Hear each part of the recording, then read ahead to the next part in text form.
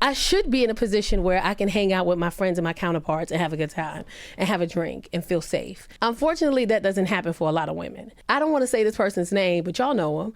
And I have to get the story straight because... Ew. I just want to say this to set the record straight. I'm not going to say your name. Camera one is your camera. Yeah. I had a show, I want to say it was in Temecula years ago, probably about 7, 8 years ago. And the promoter says, I got everybody rooms to spend the night. I said, cool. So then we go downstairs to this lounge and the promoter has a section for us, bottles, we all drinking, we all having a good time. And then little but surely, some of the comedians and their partners started saying inappropriate things to me. And I was like, I'm going to stop drinking right now because I don't want to be under the influence and get myself into something. Right. I know how I am when I'm under the influence. After a certain amount of alcohol, I'm still moving. I'm on autopilot, but my mind is gone. I said to one comedian, I said, well, you're not drinking like that. He was like, no. I said, well, do me a favor. I've been drinking. I feel it coming in. I'm going to stop. But just make sure I get back to my hotel room safe. Just make sure. He said, what room are you in? I told him what room I was in. He said, okay, I got you. That's right next to my room. I said, just make sure I get back to my room safe. He said, cool. I'm drinking water. I still remember, in and out, I'm having a good time. We dance. We all get on the elevator.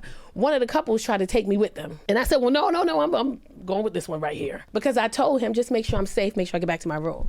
I'm out by then. I'm gone. Like, I don't even remember nothing after that. I wake up in his bed. Oh, wow. Pissed off. I woke up, I see him, I start crying. And I'm screaming, no. And he's like, what's wrong? And I was like, did we do anything last night? My top is on, my bottom is gone, right? This is just a moment of vulnerability for everybody, just especially for the female comics. And I said, did we do anything? And he goes, yeah. I start crying.